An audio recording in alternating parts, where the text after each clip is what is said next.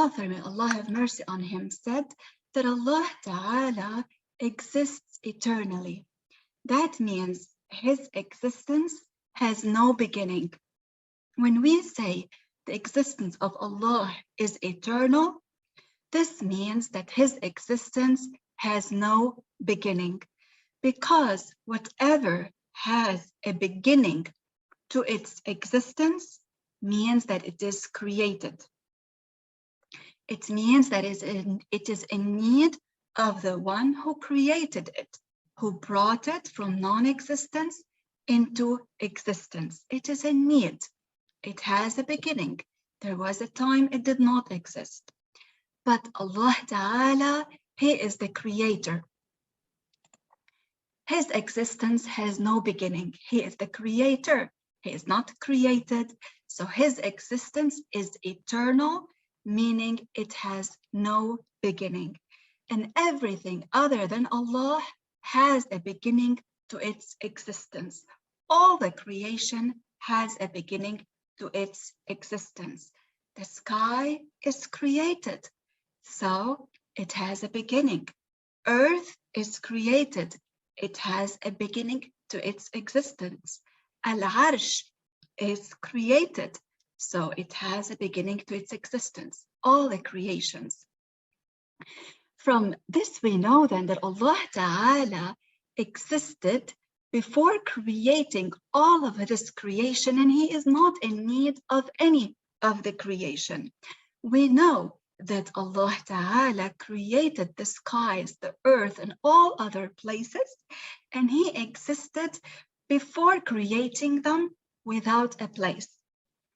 Before creating the skies, earth, all places and directions, God existed eternally without needing them. He existed without a place and without a direction. And we said that Allah Ta'ala does not change. So after creating the creation, God does not change. After creating the sky and earth and the throne, Allah does not change. He exists without a place. So He is not in the sky. He is not contained in the sky. He is not on the throne. Whatever is contained in a place has a volume. It means it's created. And we said that God is not like His creation at all. He does not have a volume. He does not have a body. He exists without a place. And He does not change. And He is not in need of any of the creation. He does not need the arsh, nor the sky, nor anything else. So Allah Ta'ala exists without a place, as He did before creating all the creation.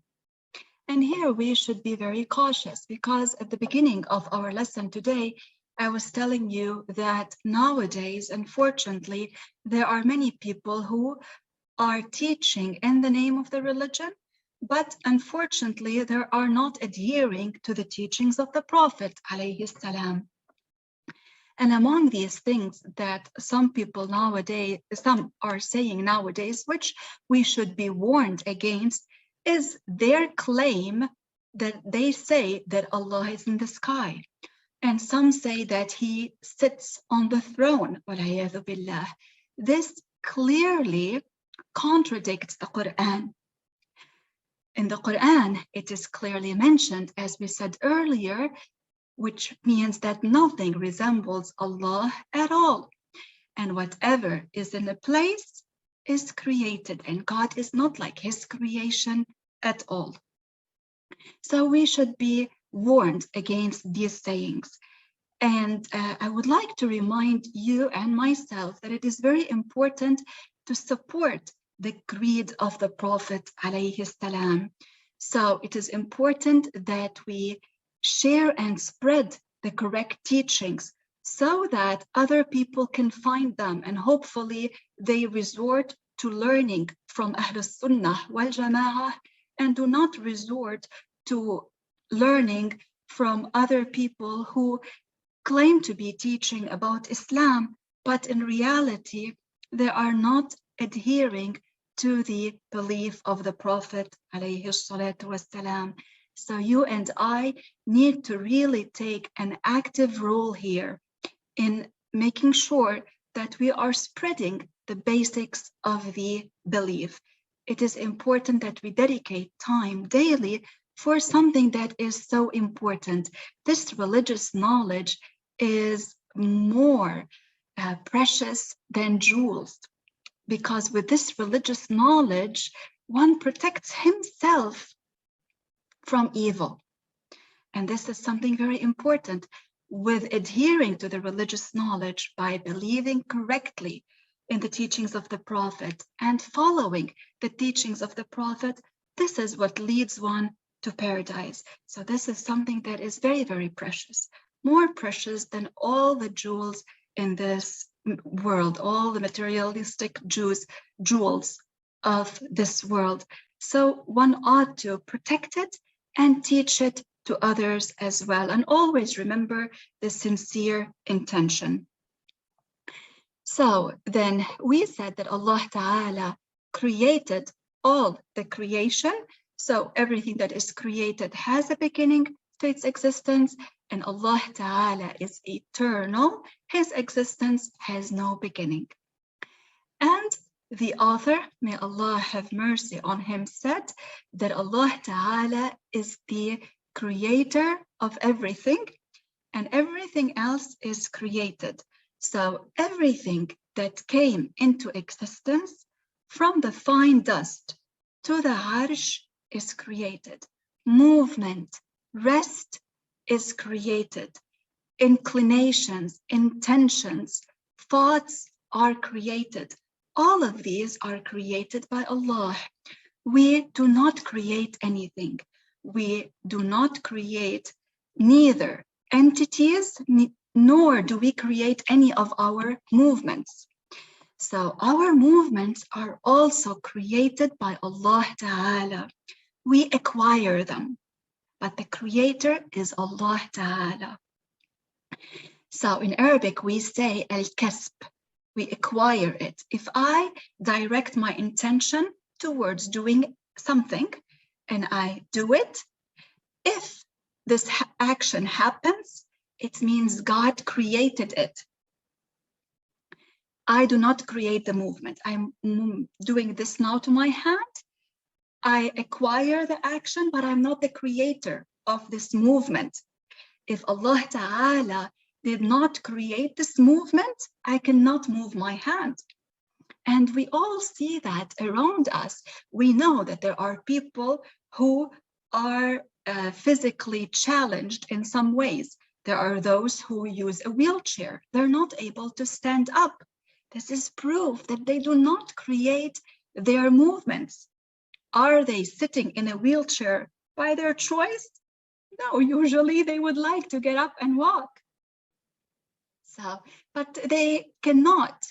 So this is proof that they do not create their actions. They do not create their movements. They are not able to create that standing up that maybe they would like to do, but they're not able to do.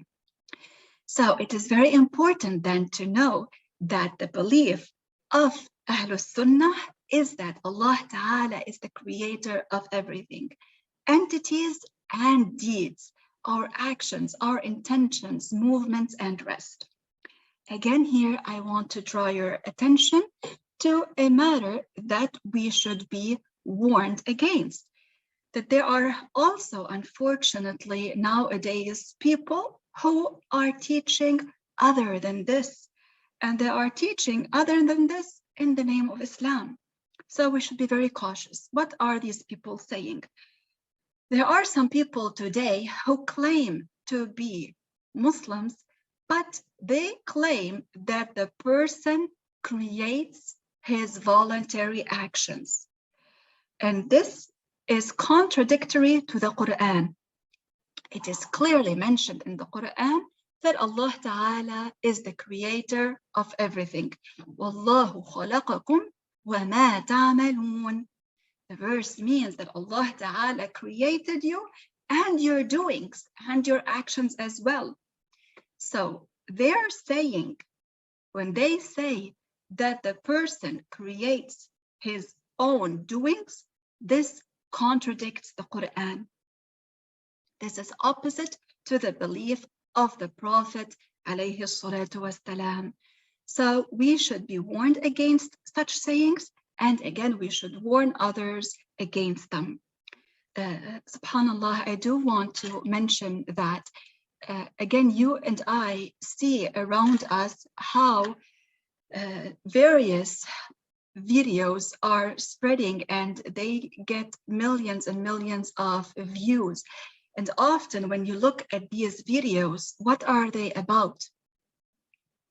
Think about it. What are many of these videos about that have millions and millions of views? Many of them are just things to make people laugh. And often they entail lying. Lying has spread widely nowadays. And often many of these videos contain ridiculing the religion, making fun of the religion. So, subhanAllah, it is sad to see such videos being watched in the millions and lessons taught by Ahlus Sunnah not being watched in the millions. So we need to really here take an active role in making sure that we spread the true teachings. And it was said, I will say it now again, and I send it to you in the group. It was said that saving one person from kufr is better than saving 1 million Muslims from hunger, from starvation.